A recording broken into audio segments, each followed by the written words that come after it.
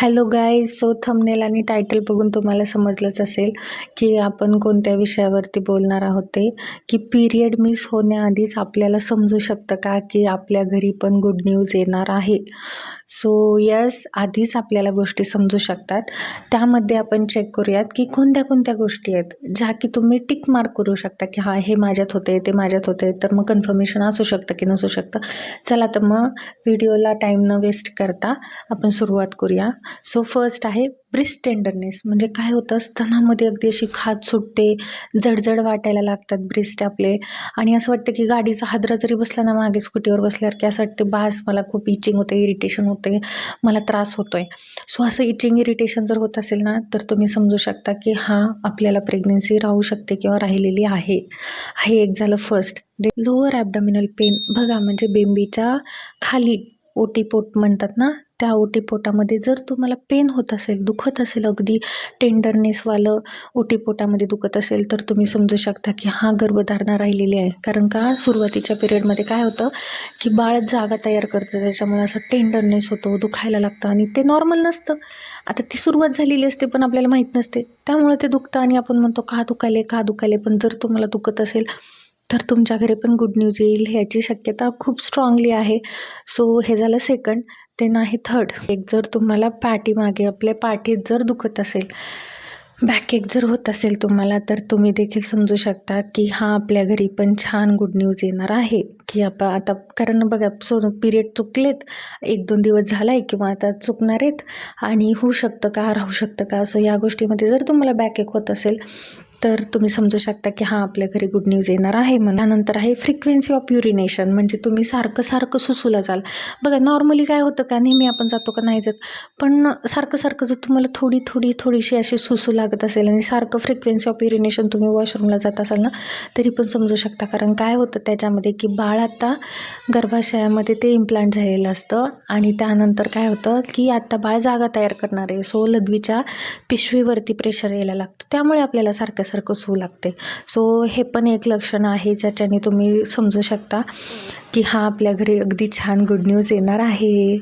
त्यानंतर पुढचं सिम्पटम आहे, पुढचं लक्षण आहे म्हणजे बघा, जर तुम्हाला नॉर्मली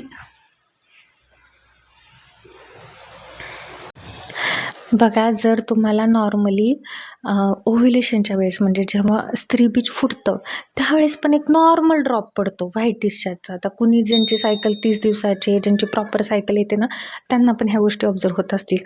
आणि प्रेग्नेन्सीमध्ये म्हणजे जर राहिले किंवा नाही, त्या पिरियडमध्ये जर तुम्हाला वाटत असेल की तुम्हाला अगदी स्टिकी व्हाईट डिस्चार्ज होतोय, किंवा सुसूची जागा, लघवीची जागा अशी थोडीशी आपला प्रायव्हेट पार्ट सुजलेला दिसतोय, तर तुम्ही समजू शकता की हा आपल्या घरी गुड न्यूज येणार आहे. तर नेक्स्ट आहे की मूड स्विंग्स. म्हणजे अचानकच तुम्हाला रडायला येतो, अचानकच चिडचिड होते, अचानकच कुणाला तरी भांडावं असं वाटतं, अचानकच असं वाटतं की ह्यानं माझ्यासोबत असं का केलं, तिनं माझ्यासोबत असं का केलं.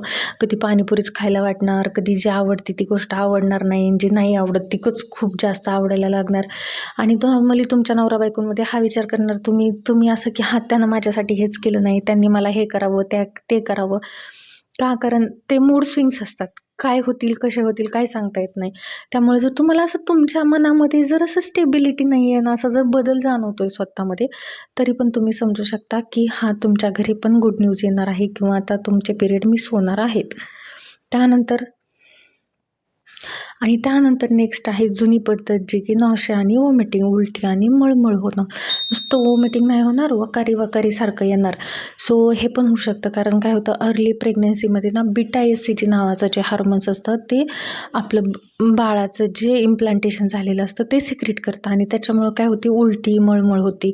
सो हे जर सारखं होत असेल तुम्हाला, आणि तुमचे आत्ता गरज पडलेली आहे किंवा आत्ता गरज आलेली आहे तुम्हाला UPT चेक करायची, म्हणजे की UPT किडनी लघवी तपासून चेक करायची की तुम्ही गरोदर आहात का नाही.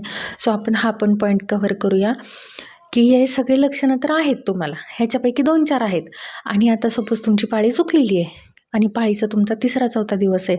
तर आता काय करायचं तुम्हाला, सकाळी झोपेतून उठल्यानंतर आदल्या दिवशी रात्रीच किट आणून ठेवायची, जी की गव्हर्नमेंटमध्ये पण सिस्टर दीदीकडं भेटती, ताईकडं, आणि प्रायव्हेटमध्ये पण कुठल्याही मेडिकलवरती 50-60 रुपयाला कुठल्याही कंपनीची आणा आणि किट आणून ठेवा आणि 5व्या दिवशी चेक करा तुम्ही.